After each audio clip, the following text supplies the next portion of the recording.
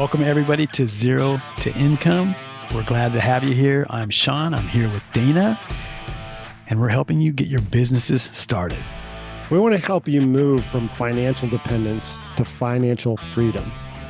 From dreaming to achieving. From blindly following the masses to being an independent thinker. From zero to income.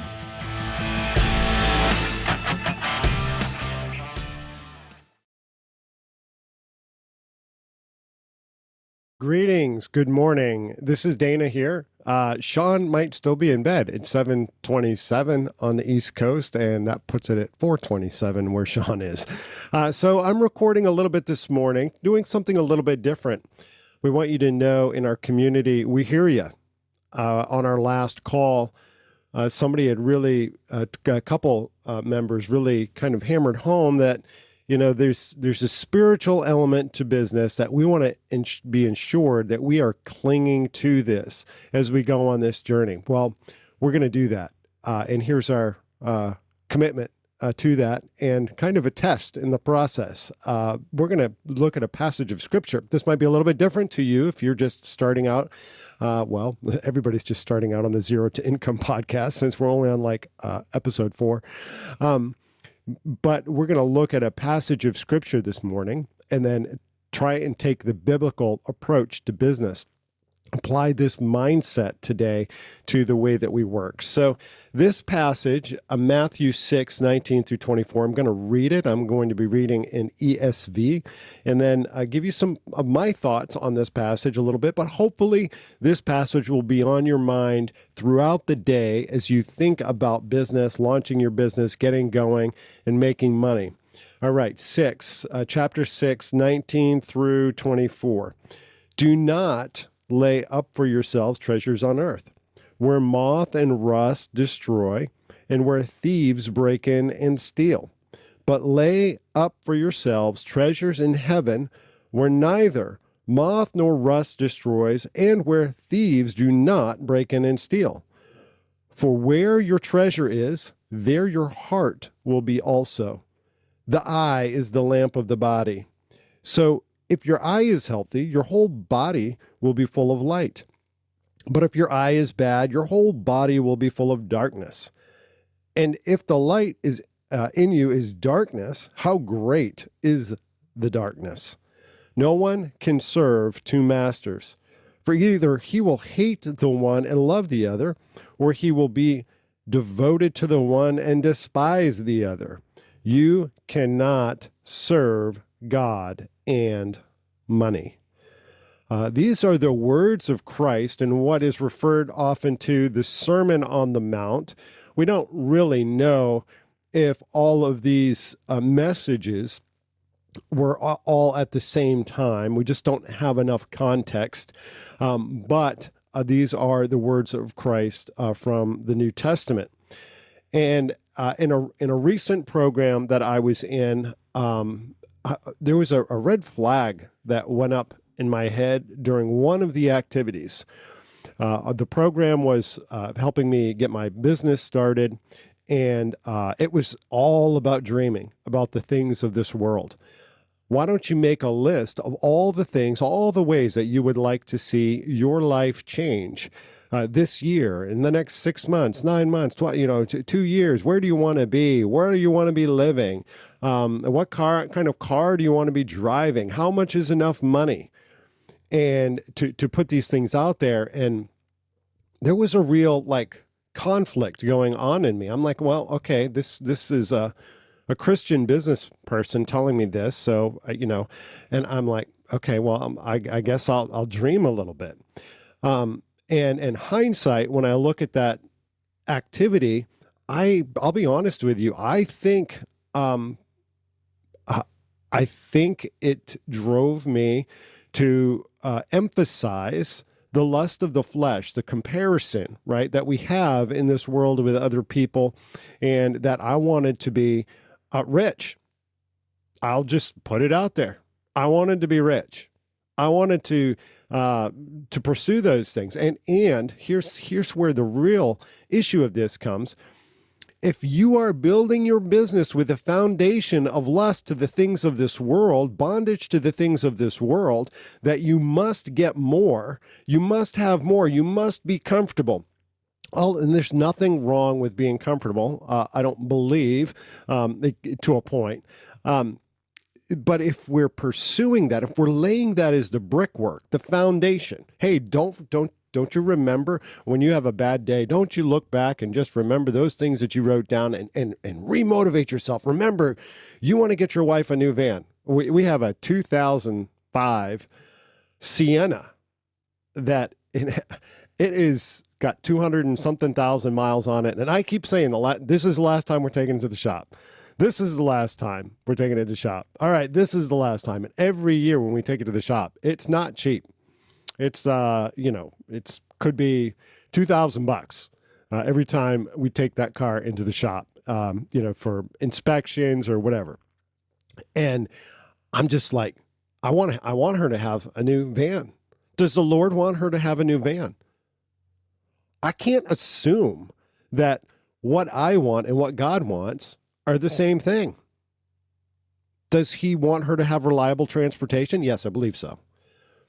But let me tell you this too. My wife went out and she bought one of those little testers that you hook up to tells you your codes. One of those, code reader. And she hooked it up to the van because we had a codes going on for a long time in our van. And she pulled off the codes and she went online and she searched them up. And because I'm like, take it to the shop. It's just not worth my time and energy. I'm not a mechanic, And I had that kind of attitude about it. And she had given me the codes and she had looked up the codes and she said, well, it's very likely this sensor right here. And it was a transmission speed sensor. And I'm like, oh my goodness, babe, I'm not a mechanic. I do like to work with my hands though, and I can take things apart and put them back together. So she said, well, the video online, she literally had the video. She said, the video online is this, and this is how you take that apart, and it's underneath the battery box in this particular model Sienna van, where the transmission, you got to get down to where the transmission is. I'm thinking I'm never going to do this, but sure enough, she had a video. It wasn't that hard. So it was the air box, not the battery box. It was the air box. So I had to take the air box out and the things that were connected to it. And then I get down to the transmission sensor, and this guy's got this little tip. Here's how you take that thing out, and here's how you replace it. And so I went through all of that. And I put in the new sensor. And her lights went out. We reset it. And her lights went out. And the van drove a lot better. What I thought was a transmission problem turned out to be a $100 sensor.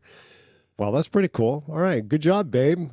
And I told her I was kind of jealous because I'm like I'm like the fix it person. Like because I'm into systems all the time, and I'm always fixing systems.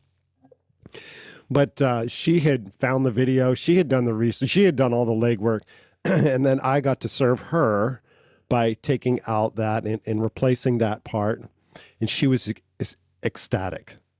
She gave me a hug and she's just like, babe, you did it, and I would have missed opportunity to serve my wife if I just didn't have that old van. Do I love that van? No, it is comfortable, but I don't love it. I'd really would like to have what I would consider more reliable transportation. However, let's move on from that.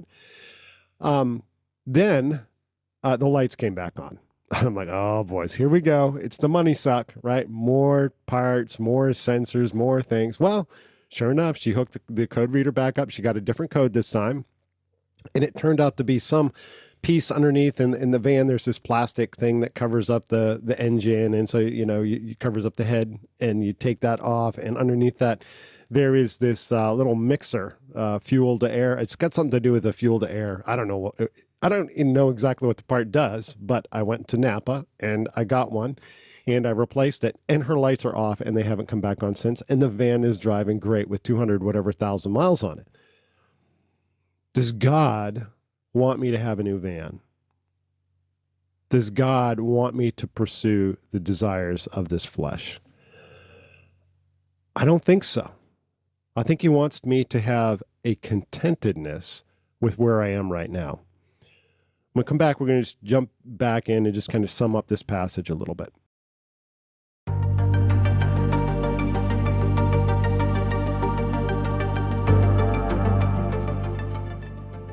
Sean and I would like to invite you to say goodbye to spending countless hours and countless dollars in trying to launch your business. Personally, I've spent over $20,000 on 2 ideas trying to get them launched with companies that promised to help me all along the way, only to find that things were very complicated, they were guessing, and neither of them truly helped me launch my business. Sean and I discovered that there are very easy tools, very easy ways for you to get your business launched, and we invite you to take part of that. Join us on this adventure. Go to zerotoincome.com to learn more. ZERO, the number 2, income.com, and learn more.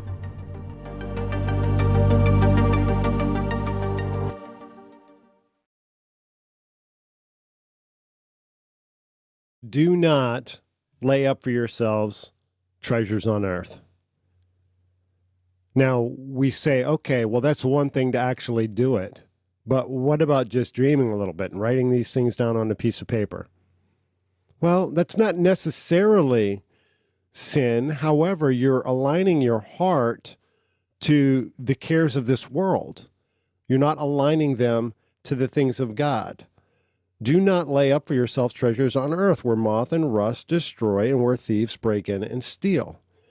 But lay up for yourselves treasures in heaven where neither moth nor rust destroys and where thieves do not break in and steal. For where your treasure is, there your heart will be also. So in our businesses, if we have a mindset that I'm looking toward heaven, I'm aligning myself to the kingdom of God. I'm aligning myself to his desires for my life. I'm going to focus on that. That is going to be my focus. God, I want to serve you. I want to, you've put this in my heart. You've put a burning in my heart to be creative and to serve people and to offer people tools and different things and now systems and all of the things that we're working on Zero to Income. And I thank the Lord that he gave me Sean. Sean has been a tremendous blessing in my life. I prayed for many years. I prayed, God, give me a like-minded business person that I can pursue these things with, because I feel so alone. It's like Moses on the top of the mountain, the burning bush, and he's taking off his sandals, and you're on holy ground, and Moses is there before the Lord, and the Lord's trying to give Moses some confidence, and Moses is like, but I can't speak, but I got this, I got that, and God is like, oh, all right, finally, all right. He's like, okay, I've had enough of this conversation. Let's move on. I'll give you Aaron. Aaron can go with you. Well, I feel like, and I don't know if Sean feels the same way, but I feel like Sean is an Aaron to me, and I hope that I am an Aaron to Sean. I hope that in our ministry, and we really do look at this as ministry. I mean, you might not have any idea how much there is pouring out to what's coming in, at least on the financial front at this point, right? It's this idea of servitude. If we serve people, the Lord will bless. The Lord will take care of the rest. He will bring the income. He will do it in his timing instead of me trying to do it in my own timing. Continuing on, the eye is the lamp of the body. So if your eye is healthy, your whole body will be full of light. When we have the eye of the Lord, we're looking at the kingdom of God. We're not looking at the things of this earth. That is going to be light instead of darkness. Just pursuit of the things of this earth is just going to be darkness. Here's where it really breaks down for me, though. This one, the last verse, is the hardest to get around when it comes to this concept. No one can serve 2 masters. I cannot lay out this grandiose plan for this earth and at the same time be in full service to my king. I can't do it. No one can serve 2 masters, for either he will hate the one and love the other, or he will be devoted to the one and despise the other. So either or, you're going to love one, you're going to hate the other, you're going to love the other one, hate the other one. It's just, you can't get around it. Our mind is not designed to be split in this manner. We cannot be in pursuit of the things of this world and at the same time be in full pursuit, the hot pursuit of the things of God that are so much more important. They're eternal. They're going to last. I buy Angela a car, and guess what? We're going to stack miles on it. It's going to be another thing where you go into the shop and they're trying to sell you on a warranty and this and that, and you're worried about your vehicle because something's going on, and now, oh, it's a new shiny thing, and I don't want it to get scratched, and all of that stuff. You cannot serve God in money. It's a service-oriented mindset to the Lord above, who gives us the gifts and abilities, who puts it into our heart, the desire to offer something to other people. And when those roles get switched in our life, the master gets switched in our life, and eventually, and we have to be resistant to this, eventually we get distracted by the lust of the things of this world, and we start to prioritize them over God. We're in trouble. Absolutely in trouble. So I hope this word is a blessing to you. If this is the first time doing this sort of format, please comment, like, subscribe, share it with others. Also, you can go to Zero to Income, ZERO, the number 2, income.com. You can get on the mailing list. The website's actually almost done, so that's going to be released very soon. But we do want to hear from you. You can email me direct, Dana, D-A-N-A, at ZERO, the number 2, income.com. Give me your thoughts. Give me your input on this. Am I all wet? Is this all out of alignment? What do you think? Is this the truth? Is this the word of God that I just shared with you? I'd love to hear from you. Thank you all. Have an awesome day.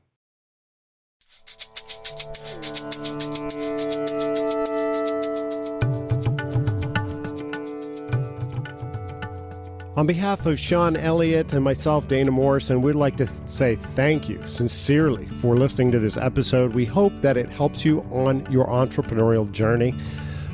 Truly, thank you for being here. If you would like to learn more about Zero to Income and be informed as tools and resources are released, we hope that you will take the time to get on the mailing list. Just go to zerotoincome.com, ZERO, the number 2, income.com, and get on the mailing list to be informed as tools and resources are released. If you like this episode, we hope that you will like it, review it, share it with those around you that are entrepreneurial minded. Thank you so much for being here.